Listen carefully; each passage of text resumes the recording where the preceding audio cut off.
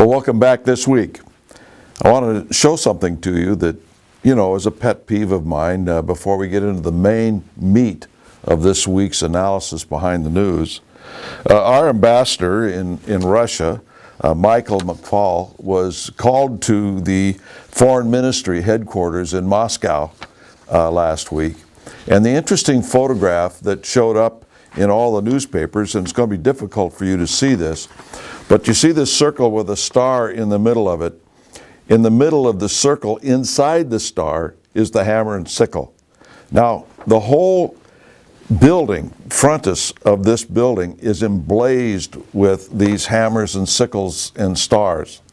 It's just another indication that they still are communists in Russia. If they weren't communists and they didn't like communism, they'd take all these things down. They've had nearly, over 10 years to do it, nearly 20 years to do it.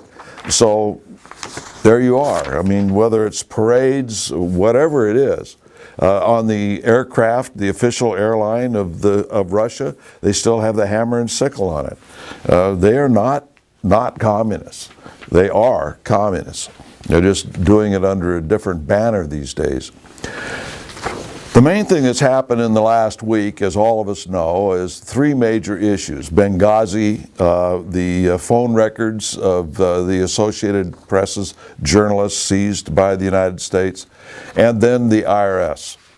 The IRS scandal is what I want to kind of dwell on today, because it's very close to our hearts, if you will. In the Wall Street Journal, it says wider problems found at the IRS. Then the USA Today says Obama sacks tax chief. But then the Washington Post, where I was this last week, says, oh no, he quit. It wasn't sacked, he quit. Then it comes out later on that he was going to quit anyway in a couple of 3 months, that it was scheduled for him to leave the IRS. Then in the New York Times yesterday, Sunday, it says conservative groups not the only targets. They're trying to build a case now that it's not the conservatives, it just was part of these groups that were targeted. It included all sorts of different people. One editorial I read said that, well, of course there were a lot of Romney supporters who were targeted, but so were a lot of Obama supporters and that sort of thing. To make it sound as if the IRS is just doing its job and some Republicans, those nasty Republicans, are raising a furor over some of their supporters being audited. Ladies and gentlemen, this is not the case. The IRS has been used by at least 6 presidents to harass and try and defeat through the tax system their enemies. This was done to us, the John Birch Society, as well under President Kennedy. But you see, the difference between ourselves and a lot of other organizations, and why Robert Welch set us up this way, is that we are not for profit, we are not non-profit. We are not tax deductible. We are not a tax deductible entity. As such, we don't have to disclose our donors. We don't have to disclose our members and that sort of thing. All the rest of it is public record if you're a tax deductible organization and has gone to the big brother in Washington, D.C. and asked for favors for not paying taxes.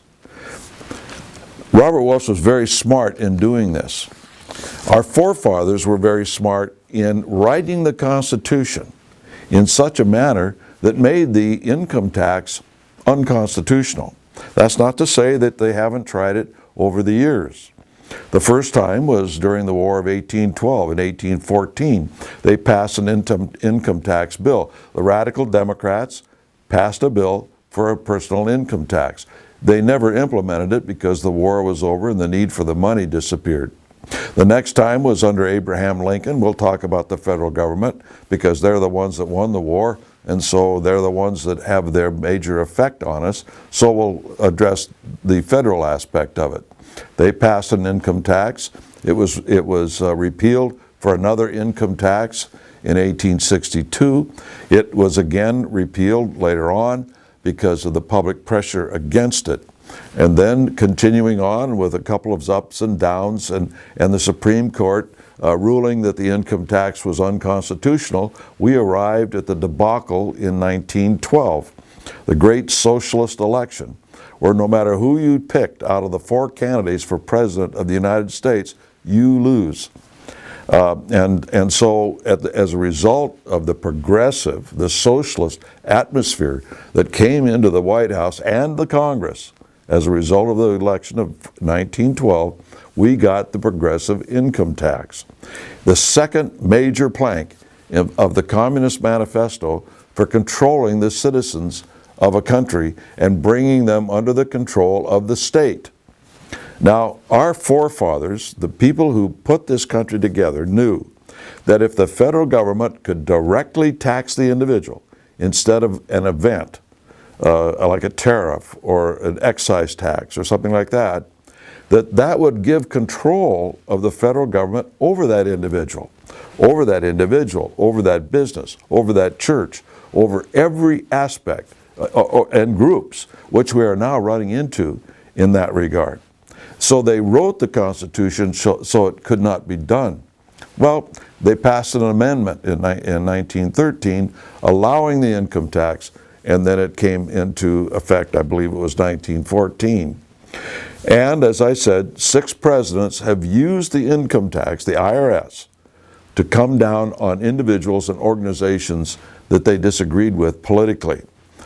Started primarily with Hoover, Roosevelt, certainly Kennedy, and Nixon, obviously. He got into a lot of trouble over this, and Johnson as well.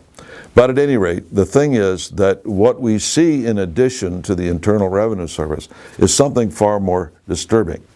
Not that that's bad enough on its own, but we have seen the state of Missouri and the Homeland Security and others put together lists of potential terrorists, which include conservative organizations, veterans organizations, pro-life organizations and individuals.